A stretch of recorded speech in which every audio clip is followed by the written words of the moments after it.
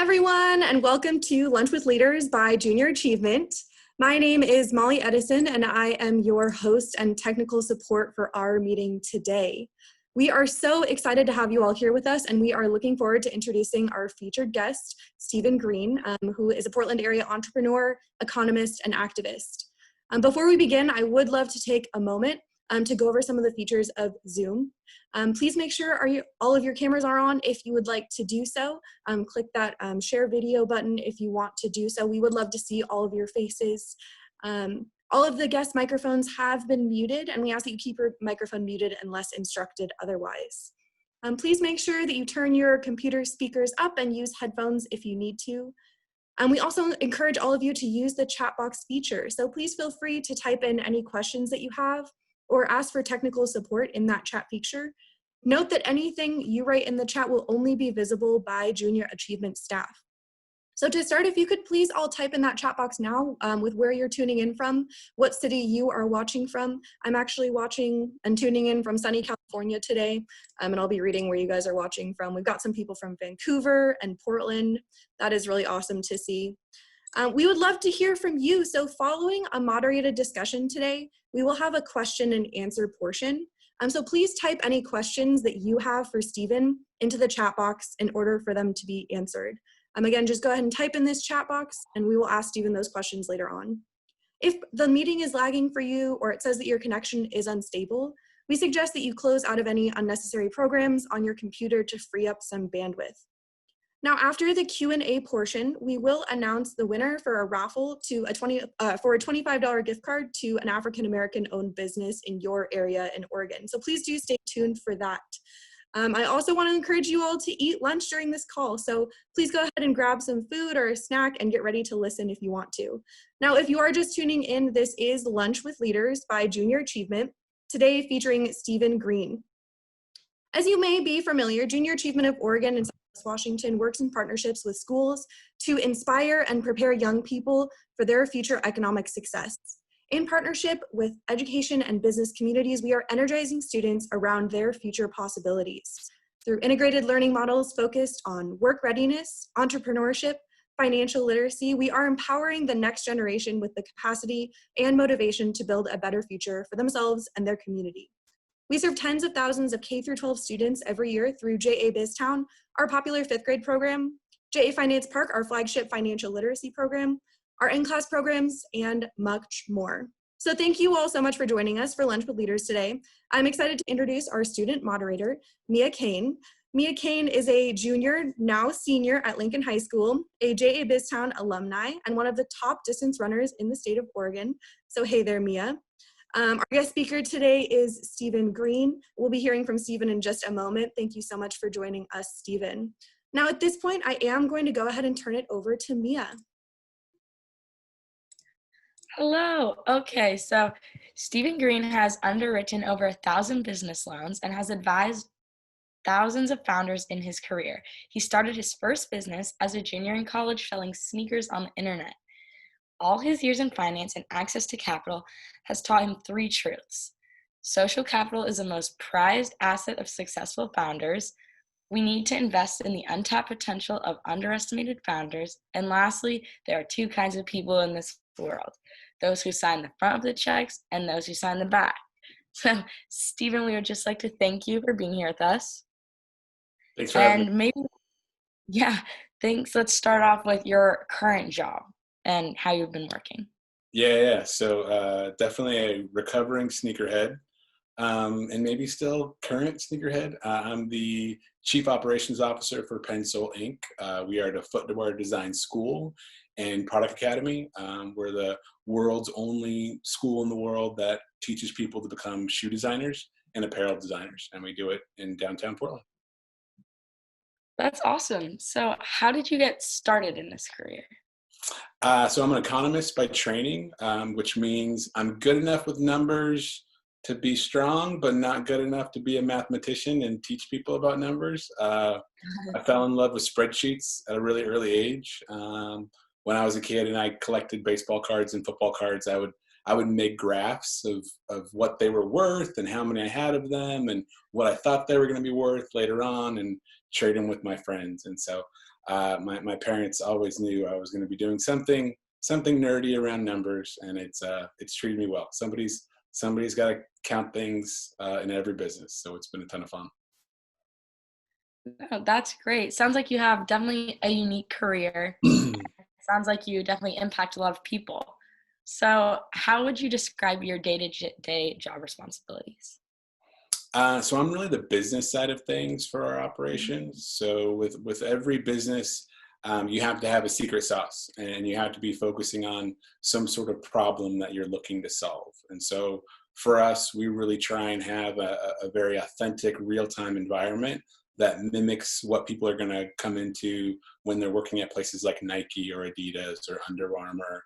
And so we model everything that happens in those organizations inside of our school situation, and do programs that are 3 to 10 weeks long.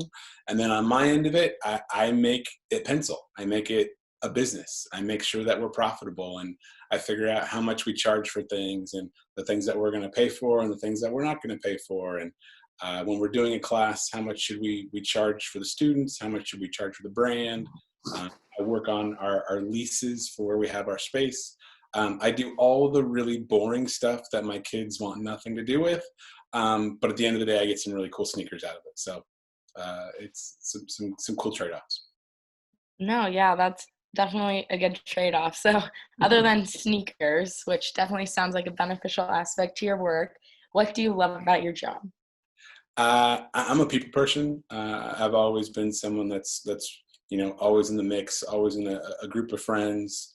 I played sports when I was in college, and I love to give back and be part of the community. And so what we do is we're tapping mainly women and people of color to be able to get them into the industry that they love. And oftentimes when you think about sneakers or Nike, you're thinking about professional athletes, but we don't hear much about the people that design the shoes. And oftentimes those people designing the shoes don't look like the people that are wearing the shoes. Mm-hmm. And so, the thing that really gets me up and motivated about my job is we're providing those opportunities for people all over the world. About half of our students come from outside of the United States. So it's a really great opportunity for me to learn about more cultures and meet people from other backgrounds. But yeah, that's really cool that you have that opportunity, and you just have probably met some really awesome people. So you talk about early on kind of having this thing with numbers and spreadsheets, but along the way, what are the other jobs you've had? Wow. I was a banker for a long time. I started a venture capital firm. Everything revolves around spreadsheets, and I'm trying to think about how I would talk to my kids about this, because they generally fall asleep 2 minutes into me talking about anything related to my career. They just know it's really important stuff. And if dad does his job, then they get to meet cool people at times and go to cool events.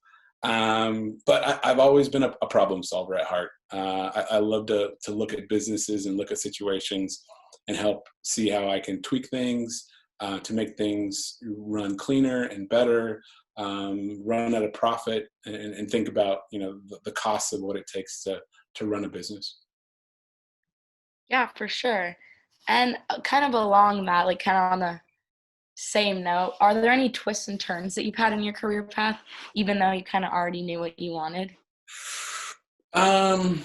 Yeah, I think there's always twists and turns, and that's the great thing about working with entrepreneurs. I feel like I'm the lucky one that I get, in a general year, I get to talk with 100 to 150 founders and learn about what motivates them and their dreams and the things they're trying to do, and then see if I can help them out along the way. The big twists and turns really all revolve around what I think is a big deal. And I think growing up and learning about finance, you think the big deals where it's big money are the really, really important things. And the biggest deal I ever did in the venture capital world was a $15 million deal, which sounds like a really big deal, right? That's a lot of money. But when you're doing $15 million, there's 3 or 4 lawyers in the room, and it's somebody who's already done a bunch of cool stuff. And so it's not that exciting. And so like the biggest deal that I've ever done was when I was a banker for a small bank in Portland. And we helped a man who was homeless living in his van with a $20,000 loan. And that was the tipping point between, him being homeless and living in his van and him starting his own company. And that was 12 years ago. And now he runs a multi-million-dollar construction company. And when we did that $20,000 deal, it was me, him, his wife, and the president of our bank. And like, we were all crying. And so like, I know which one has more zeros, but which one's the bigger deal. And I'll take that small $20,000 deal every time. And that really becomes, what I've essentially come to figure out is like, it's important to be there when people need help, and not just be there when they're popular and they've been on, YouTube and all sorts of other things and everybody knows who they are. But, how can you be there when they've got an idea at their kitchen table or in their garage and no one believes in them? So it's that's a spot where I try and insert myself, and provide some help if I can. Wow, that's really, really cool that you're able to help people who maybe wouldn't have been given the same opportunity at different places. So you kind of touched on it talking about this one instance, but would you say that was your favorite project or cause you've worked on? That's my favorite moment, being an employee, from the standpoint of like things that I've created. I think, one of the things that is amazing about entrepreneurship is I don't know something more satisfying in my life other than, being married to my wife and my kids and my family. That's more gratifying than you sitting down at your table with a loved one and having an idea, and then someone that you don't even know 3,000 miles away giving you their hard-earned money for it is just mind-blowing to me. And so a few years ago, I started an event called Pitch Black, and it's an event where we really introduce Black entrepreneurs and ecosystems around the country to the community that they're already in. And it's fulfilling from the standpoint is there's a lot of energy in the room when that kind of thing happens, and creating something from scratch. It's really, really tough and it's difficult, and you hit your head on the wall and you make mistakes, but it's just so gratifying to go and sit back and be like, wow, we did something. And like, that wouldn't have existed if we hadn't have just, put our heads together and push forward. And so much of life, that I wish I would have known when I was many of your guys' age is just showing up. Like 92% of life is just showing up, and done beats perfect. And so that's one of the things I consistently, gets reaffirmed as I get older. That's very cool, and I'm sure very inspiring for lots of people. So you kind of touched on how you work, especially with women and people of color. So in light of kind of the current situation right now, how do you think that the Black Lives Matter movement has impacted both yourself and the people that you work with? I think we're at a real, I think a lot of Americans and a lot of people around the world are just at a tipping point right now. And emotionally, for me, it's, if you ask me this question 2 hours from now, I may have a different answer. But I like to think that I'm a glass half full kind of guy. And I want to believe that we're at this moment in time right now where we can transition from, knowing that it's cool to have a Black Lives Matter sign in our yard to actually doing things that show Black Lives Matter. And I think that's the decision point that we have as a community right now. And that's work that just can't be led by people like me. Like, that's got to be people that look like you, Mia. And that's important work, and we all have to know what our role is, right? And we all have privilege. And it's not, we shouldn't be guilty about privilege that we have. It's important to know that we have that privilege and then say, how can I leverage that to center the experiences and outcomes for other people? And so as I think about the Black Lives Matter movement right now, I think about, wow, there's a ton of people that are becoming engaged in this conversation that weren't before. How are they going to leverage their privilege to change the experiences, to not see the George Floyds of the world happen again, and say, we've got to do something. And so, I'm hopeful for those conversations to continue, but also more importantly, lead to action. And Right. it's great that that's happening this week. When this kind of stuff has happened previously, I think history tells us that things tail off, and it'll be important to see what happens once the marching stops. Once we're Right. 6 weeks from now and the next thing comes up, what happens then, and what are people doing to show that Black Lives Matter? And how are they leveraging their talent, treasures, and skills to do that? No, that's definitely something that I feel like everyone should hear. And I mean, it from my perspective, I know that I know that I have a lot of privilege, and I also know that sometimes I can feel really small. And how would you like is there anything that you could tell everyone about like a good way to help, even if you can't go out like with the pandemic going on, you can't go out in March, or like what are ways that young kids can help? Yeah, I think first you got to be able to give yourself grace and understand that change takes time, and change is not the big idea. It's not innovation. It's small grains of sand that people commit to over time. That you look back after a period of time, you say, "Wow, we built a mountain," but you didn't start with the mountain.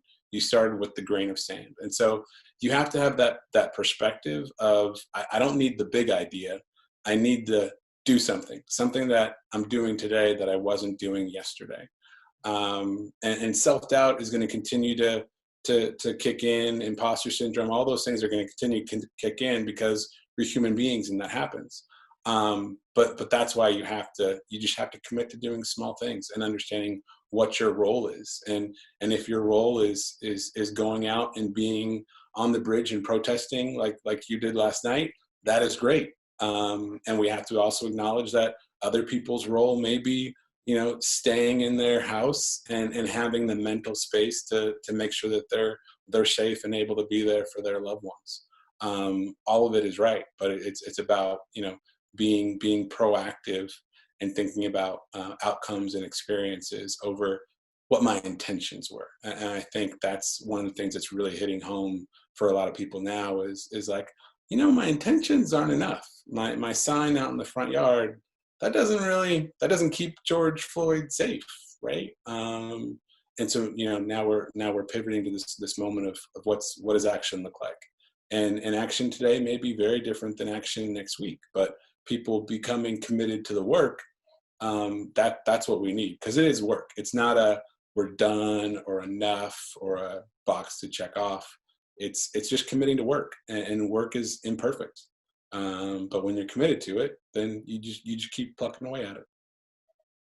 Yeah, that's definitely, I mean, something that we should all commit to in our own different ways because, in light of, I mean, everything going on right now, that not everyone is in a position to just go out in March. So I just like to thank you for touching on that issue. That's very important.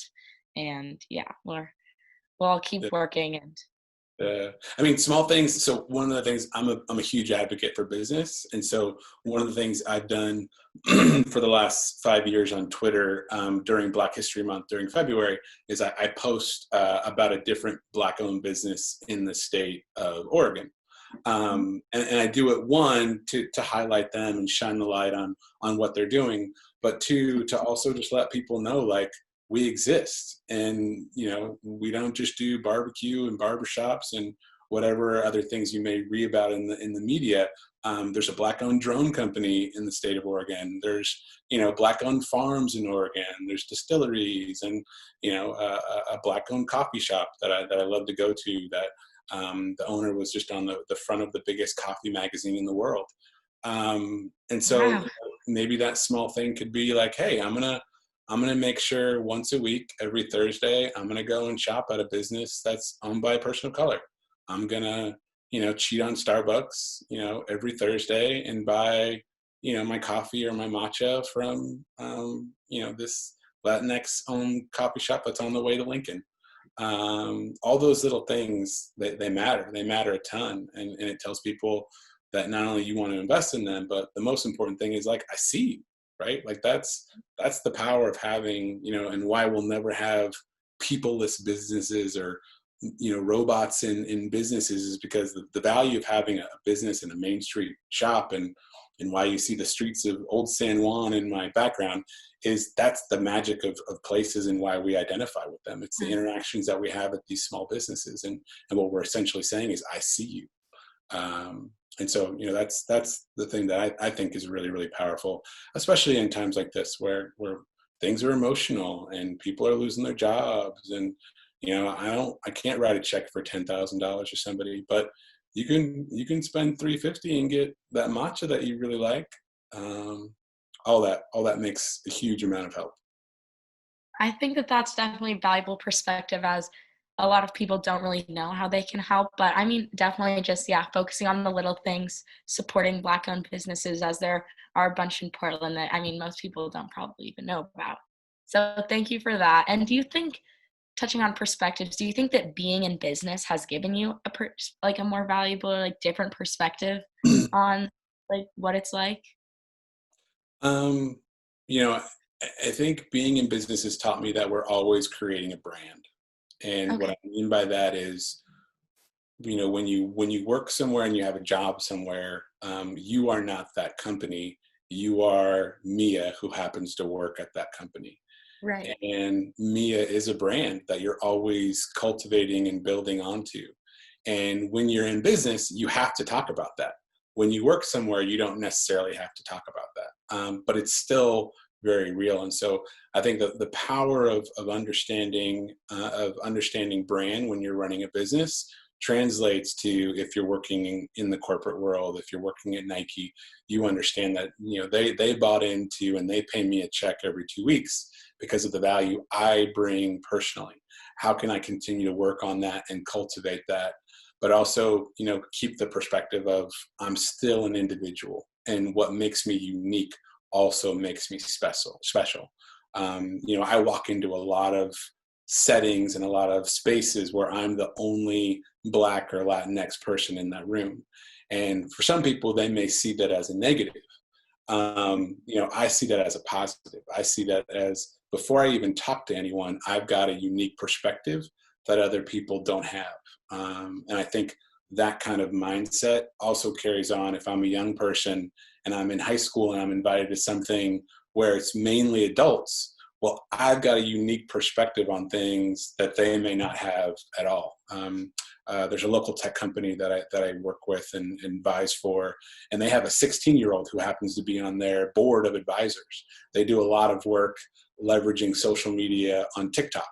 And the 42-year-old economist who's good with spreadsheets should have nothing to say about TikTok, let alone dancing and doing my savage dance. And so, no matter what spot you're at, you have a unique perspective, and that's a strength. That's not a weakness. And so always look to leverage that, always look to be authentic at all times, and know the value of that unique perspective in any setting that you're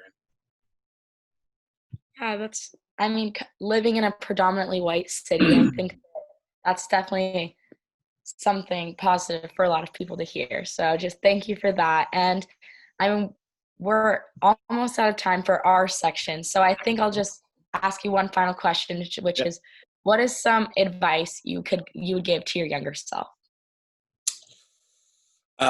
Believe in myself. I think there's two things that I always hear working with founders.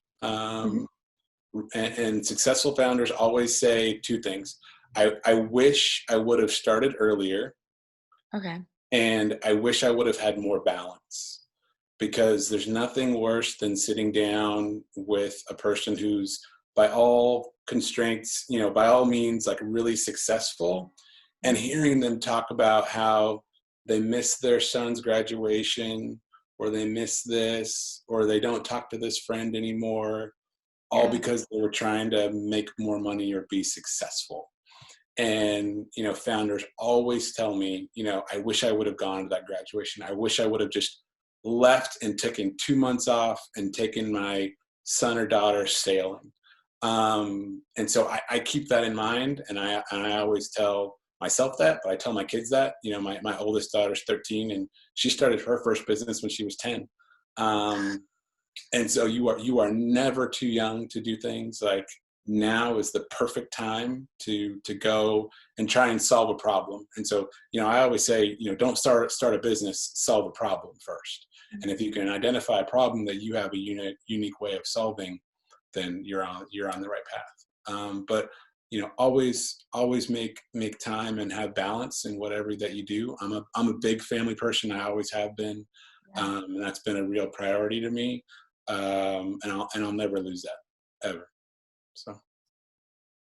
Well, thank you. I mean, there's definitely a lot of problems that I could think of. So hopefully someone listening has a unique approach to help us all out.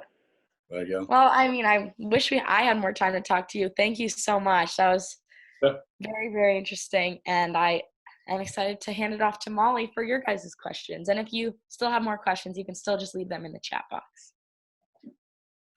Awesome. Thank you, Mia, so much. We are now going to move on to the question and answer portion from our audience. If you do stick around until after the question and answer portion, we'll be announcing a raffle winner for a $25 gift card to an African-American owned restaurant in your area. So please do stick around. And thanks for everyone to listening to the questions so far. But if you have any questions that you would like to hear the answer to from Stephen, please go ahead and type them in that chat box over there. And we'll be asking some of those questions. I have a few that we've already got, and I hope to get a couple more in, but let's go ahead and get started with those questions. So first, Diana asked, if you were not doing the job that you're doing right now, what else is a job that you would want to do? First, thank you, Diana, for the question. I'm doing my dream job. Like, if I could sit back as a young person and think about the job that I'd want to have, it'd be the one I'm currently in. And so if I wasn't doing it, I'd be an entrepreneur. I'd help my friend with his coffee shop, growing that. He's really great at coffee and really bad at business. And it's a perfect situation for me. But it's not because I love coffee, it's because I love him. And so, any other job that I'd be doing would be, with my friends or loved ones, helping them do great things. Yeah, thank you. That is awesome. That's great to hear. So Cecilia asked, what is one of the biggest mistakes that you have made while working? We all have strengths and weaknesses. And I think fake it till you make it is good advice until it's not. And, for me, I'm the big idea problem solver person. And early in my career, I may not have been super detail oriented, and I got away with that and faking it till I made it. But when you work in the securities industry like I did, you have to be good at the details. And so, I think I would make sure that I focus on actually tooling up and getting, focusing on building the muscles that I haven't worked on historically, as opposed to just relying on the things that I know have always gotten me by, and putting those things more front and center. And that's definitely something that, as I've gotten a little older, that I focus on a lot more. For sure, that's really great to hear. Yeah. So Malin, watching, asked, do you have any advice for kids right now that are trying to figure out what they want to do in the future, especially with the really uncertain times that we're facing? Yeah, I touched on this a little bit. I think, in the future, think about the problem that you want to solve. Don't think about the job that you want to have. One of the really pivotal things for me in my career was, making a business plan for myself, for Stephen. And any business plan starts with a mission, vision, and values. And so the vision is the horizon that you're never going to get to.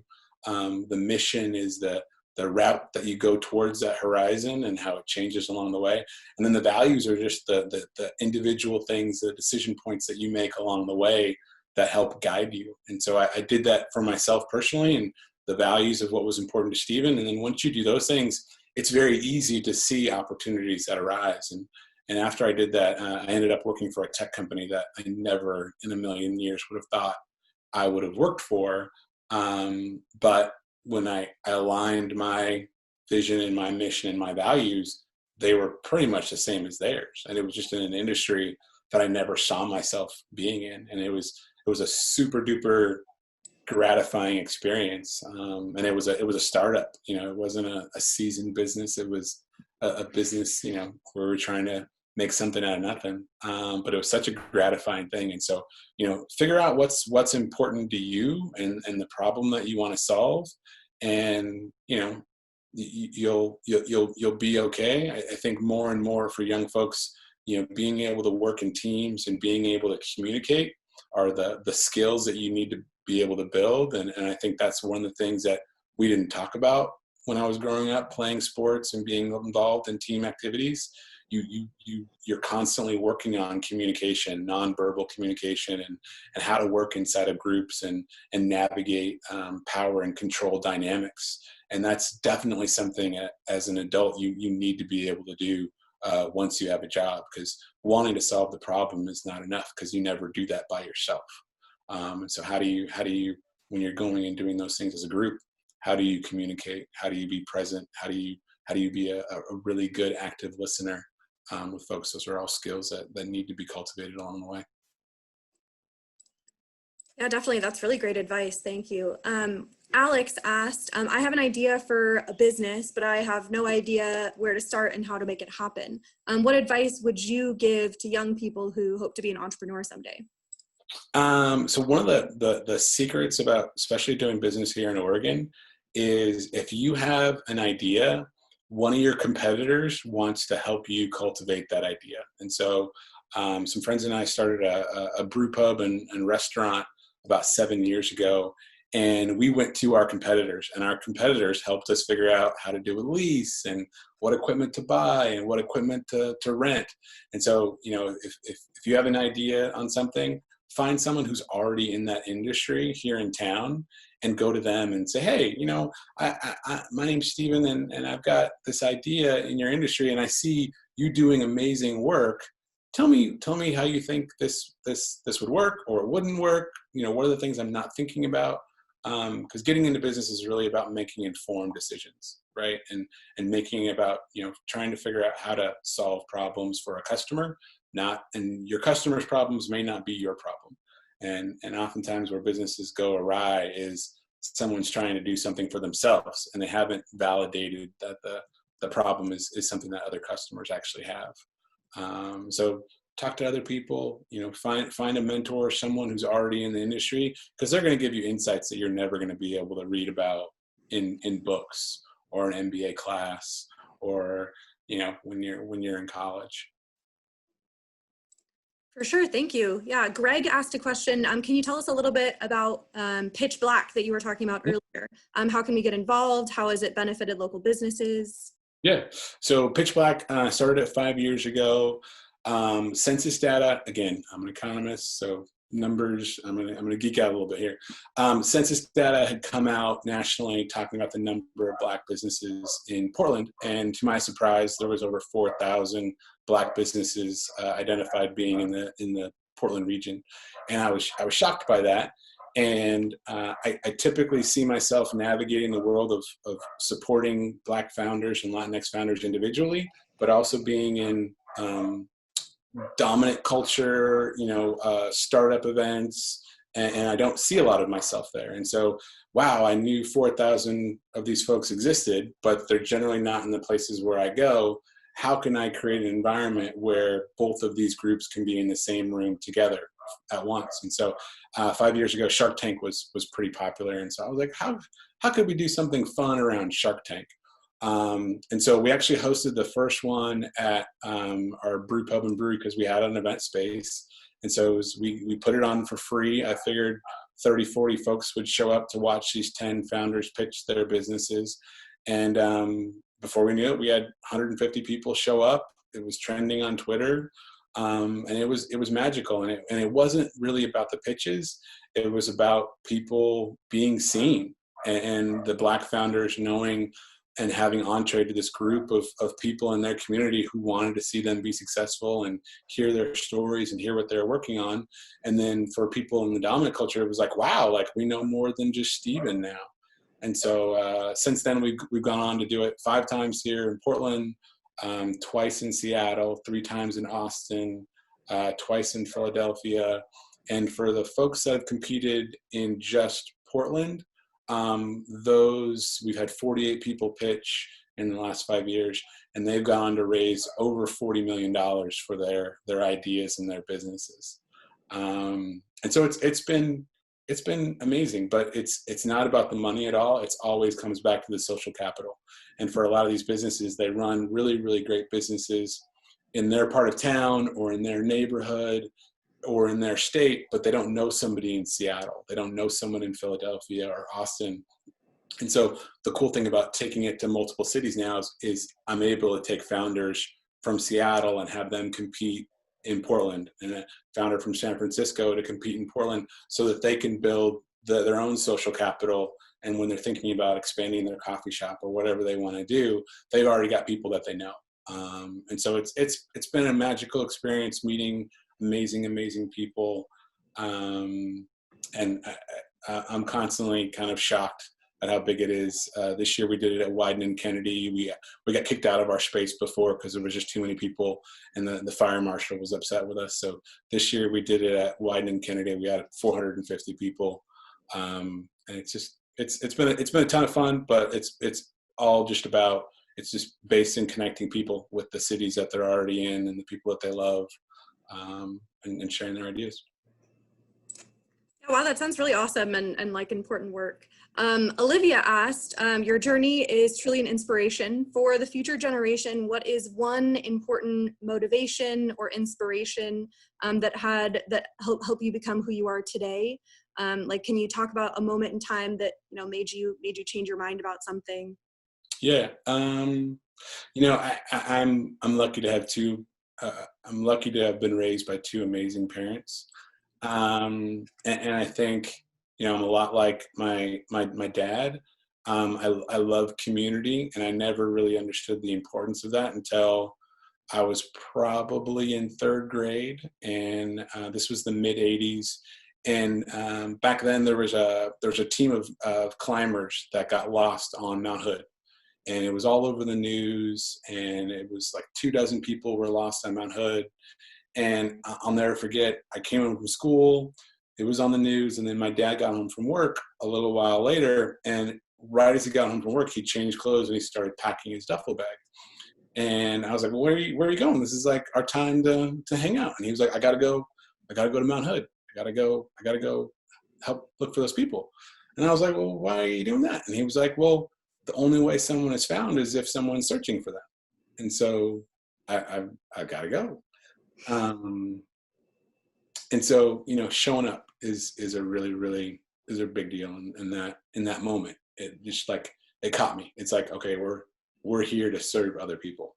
And so ever since then, I'm definitely never a Lone Ranger, and always really cognizant that we do things with other folks. So.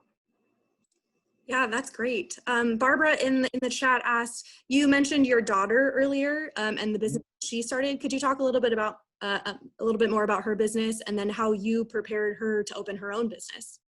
I didn't prepare her at all. Her cousin started the business when she was younger, and so they make headscarves for folks.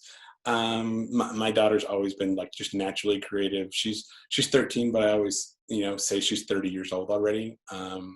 She's just super mature for her age. One of the realities of entrepreneurs is, in the United States, 83% of entrepreneurs have parents that are entrepreneurs.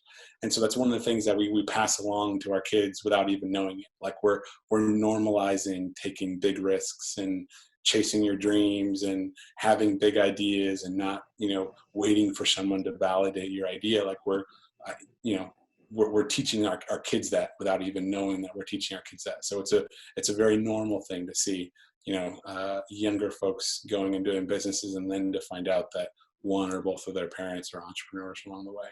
And so, my daughter's always been really creative, and that's just one of her other outlets. Yeah, that's awesome to hear. An inspiration, definitely. Rachel was asking, how do you think that businesses should approach giving back their community, especially in trying times like right now? You know, I would never put on a business what they need to do or what they don't need to do. I think every situation is different. I think, you know, running a business in particularly in Portland, you have to have some aspect of authenticity that's rooted in what you're doing for community just to exist. Like that's just the cost of doing business. And so, you know, like the brew pub some friends and I started, we donate all of the proceeds, all the profits from the business get donated to local charities. But that was something that we chose to do. And I wouldn't expect that other people would copy it, but I would expect that every business has to find its way of being part of the community.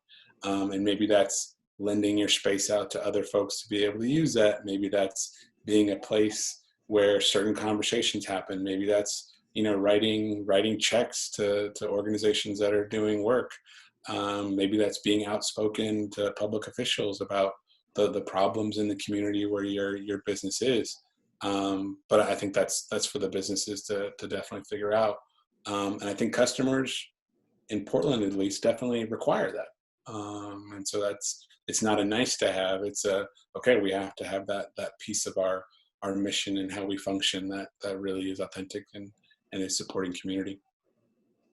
Yeah, that was a great answer. Thank you. I think the last question for our Q&A portion comes from Chloe. She asked, thinking about the different businesses that you've been a part of starting up and helping founding, have there been any businesses that did not succeed or did not go as expected? And if things, you know, didn't go as expected, how did you move forward without losing your motivation and passion? Yeah. One of the things I love doing, and I actually really liked doing as a banker, was telling people no.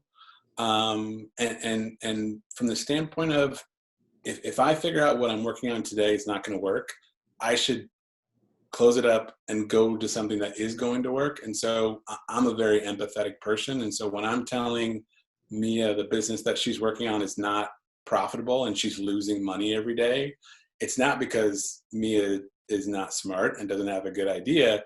It's because, okay, let's close this chapter so that we can move on to the next chapter, because there's going to be another chapter for you. So instead of prolonging this chapter, which is angst filled and, you know, is having all this emotional stress on you and your loved ones, like let me help you get through this and close it out and move on to the next thing. And I think that's an important asset to understand about founders. Is most founders don't succeed their first time out. They don't succeed their second time out. It's their 17th thing. It's their 99th thing. It's their whatever thing. They realize at some point along the way that, like, I'm showing up and most other people don't. And if I keep on trying this, I learn more and more about myself. And I also learn what doesn't work. And so, you know, I think failure is a really key ingredient to success as a founder. But I think we typically think about failure from a really, really negative aspect, as opposed to failure is actually a learning experience, and all these takeaways that you can have when you are closing down a business or a relationship. There's a ton of things to be learned from that now you know, and you get to you're able to put to work in your next endeavor.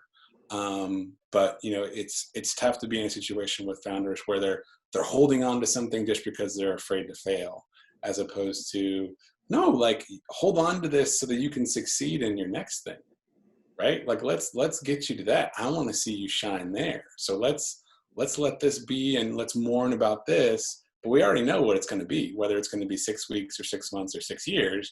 We know where it's headed. So let's do what we need to do here, and then stand on top of this and be able to succeed at the next thing. Yeah, that was awesome. Thank you so much, Stephen. We are almost out of time here, so we're going to be done with the Q&A at this point. But in closing, I would love to announce our raffle winner. So today's raffle winner is Joaquin Nicasio in Medford, Oregon. So Joaquin, you'll be receiving an email from us with information about obtaining your gift card to an African-American owned restaurant in the Medford area. So that's really awesome. Now at this point, just for a last closing remark, I'm going to go ahead and turn it back over to Mia really quickly. Thank you so much. Okay, so we would like to thank all of you for attending JA's Lunch with Leaders featuring Stephen Green. Stephen, it was so great to hear your story. I know that I learned a lot, and I would guess that everyone else did as well. Could everybody listening join me in saying thank you to Stephen with an American Sign Language round of applause? So everyone just like this. Thanks, guys. So thank you to everyone that tuned in, and we were so glad to have you guys. And yeah, tune in next week for another edition of Lunch with Leaders. And then, Stephen, would you like to have a final say to everyone? Lead us with final words. The only thing I have to say is like, stay safe, reach out to people that you haven't talked to, tell them you're thinking about them. We're in crazy times, and just give yourself grace to feel whatever you need to feel. But definitely make sure that you're showing up for other folks and thinking about what role you can play to actively be part of the change you want to see. Thank you so much. Yeah, and thank you everybody else. We'll see you soon. Awesome. Thank Bye. you so much for attending today. This has been Lunch with Leaders by Junior Achievement. Thank you to everyone who's come this week and to all the weeks prior. This was our last Lunch with Leaders, so a big thank you to everyone and to Stephen. If you have any feedback about the program, or if you want to send a thank you note to Stephen, please go ahead and email us. But otherwise, thank you all so much for being here. Thank you to Stephen, and we'll go ahead and log off now. Hope you all have a great rest of your day. Thank you.